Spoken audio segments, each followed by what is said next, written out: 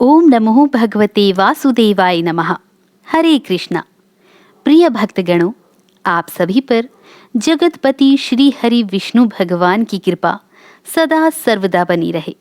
आज मार्गशीर्ष मास शुक्ल पक्ष की एकादशी तिथि है और आज पाप नाशनी, पुण्य प्रदायिनी, मोक्ष को देने वाली मोक्षदा एकादशी का व्रत है। महाभारत युद्ध में भगवान श्री कृष्ण ने अर्जुन को गीता का उपदेश इसी तिथि को दिया था।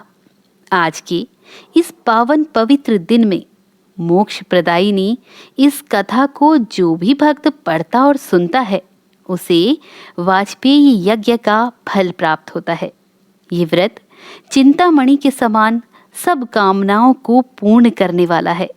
इस व्रत के प्रभाव से घर में सुख समृद्धि और शांति बनी रहती है और पिशाच योनि में भटक रहे पितरों को भी मोक्ष प्राप्त होता है। ये व्रत उत्तम संतान को प्रदान करने वाला भी माना जाता है। यदि आप विष्णु भक्त हैं तो आज की इस कथा का रसपान अवश्य करें।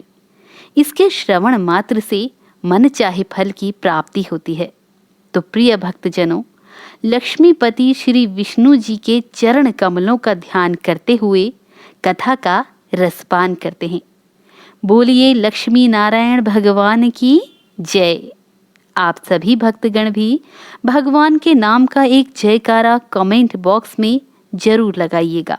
एक बार महाराज युधिष्ठिर भगवान श्री कृष्ण से बोले, हे देवेश्वर, आप तीनों लोकों के स्वामी, सबको सुख देने वाले और जगत के पालनहार हैं। मैं आपको नमस्कार करता हूँ।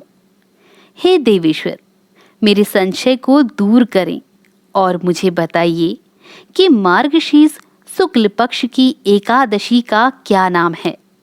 इस दिन कौन से देवता की पूजा की जाती है? इसकी विधि क्या है? हे भगवान, कृपया आप मेरे प्रश्नों का विस्तार पूर्वक उत्तर दीजिए। ये सुनकर भक्तवत्सल भगवान श्री कृष्ण कहने लगे, वत्स, तुमने बहुत अच्छा प्रश्न किया है।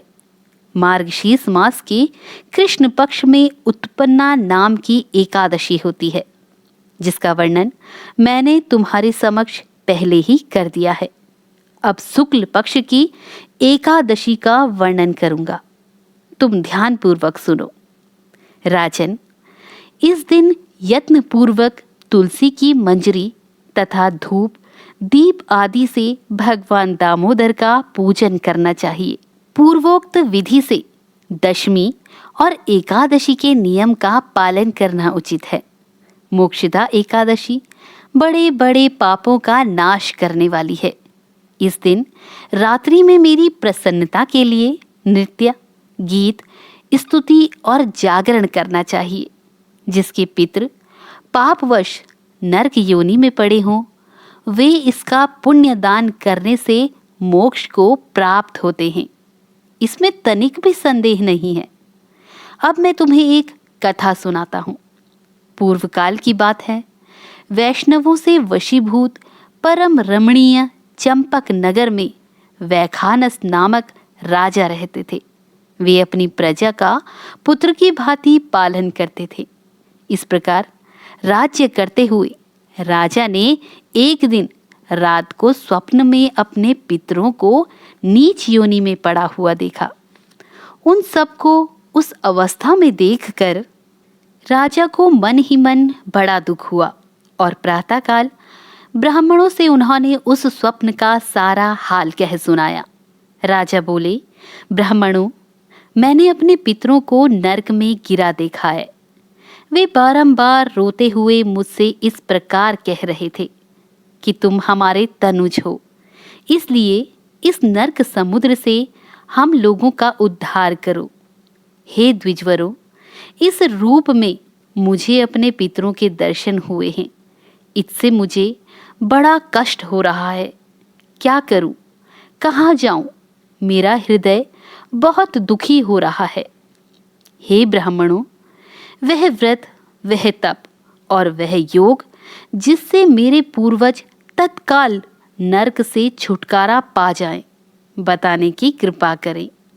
मुझ बलवान एवं साहसी पुत्र के जीते जी मेरे माता पिता घोर नरक में पड़े हुए हैं।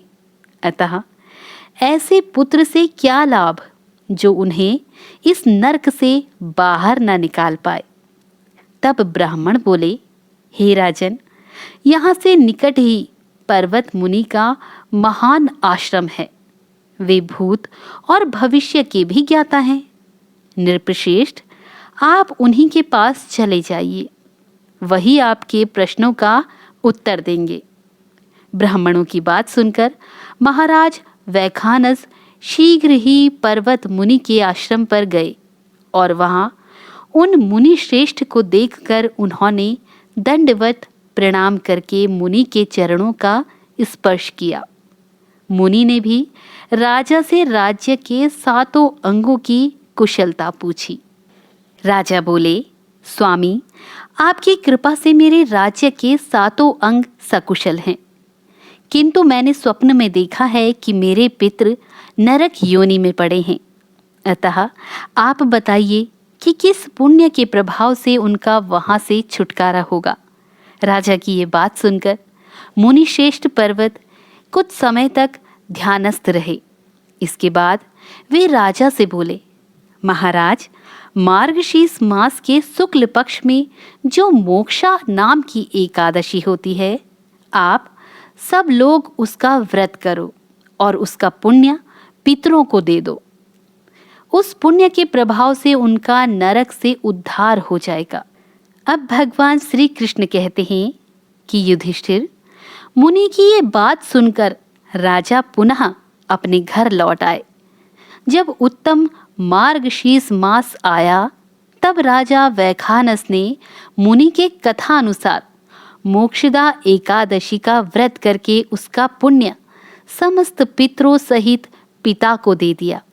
पुण्य देते ही क्षण भर में आकाश से फूलों की वर्षा होने लगी। वैखानस के पिता पितरों सहित नरक से छुटकारा पा गए और आकाश में आकर राजा के प्रति ये पवित्र वचन कहने लगे, बेटा, तुम्हारा कल्याण हो। ये कहकर वे स्वर्ग में चले गए। मार्गशीर्ष मास के शुक्ल पक्ष की ये एकादशी अनेक पापों को नष्ट करने वाली और मोक्ष देने वाली मानी गई है, इसीलिए इसका नाम मोक्षदा पड़ा। इस दिन भगवान श्री हरि विष्णु की धूप, दीप, नैवेद्य आदि से भक्ति भाव से पूजन करने से चारों दिशाओं से यश और विजय की प्राप्ति होती है। इस व्रत से बढ़कर मोक्ष देने वाला और कोई व्रत नहीं है।